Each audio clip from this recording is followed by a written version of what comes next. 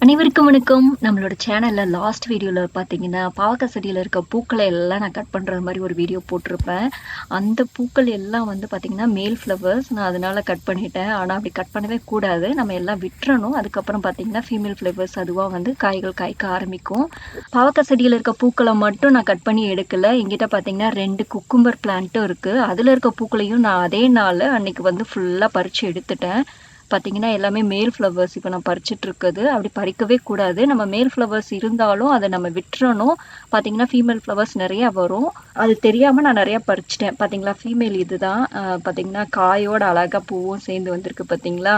இந்த வெள்ளரிக்காய் செடி 2யும் பார்த்தீங்கன்னா, நான் பால்கனியில வச்சிருந்தேன். அங்க சரியான வெயில் இல்லாததுனால செடி நல்லாவே வரல. ஆனா, இங்க வெளியில வீட்டுக்கு முன்னாடி வச்ச பின்னாடி பார்த்தீங்கன்னா, நல்ல வெயிலு, தண்ணி எல்லாம் கொஞ்சம் ஓரளவு கிடைச்சதுனால, இப்ப தான் நெறைய பூக்கள் பூத்துட்ருக்கு.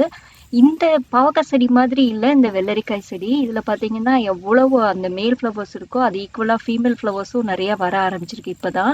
அதுக்கப்புறம் பார்த்தீங்கன்னா, காய்களும் நெறைய காய்க்க ஆரம்பிச்சிருச்சு. இது பாவக்காய் செடி, வெள்ளரிக்காய் செடி, பூசணிக்காய் அப்படின்னு எல்லா செடிகள்லயும் பார்த்தீங்கன்னா, மேல் ஃப்ளவர்ஸ் நெறைய இருந்தா அத பறிக்க வேண்டாம். அப்படியே விட்டுருங்க. நெறைய ஃபீமேல் ஃப்ளவர்ஸ் தானா வர ஆரம்பிச்சிடும்.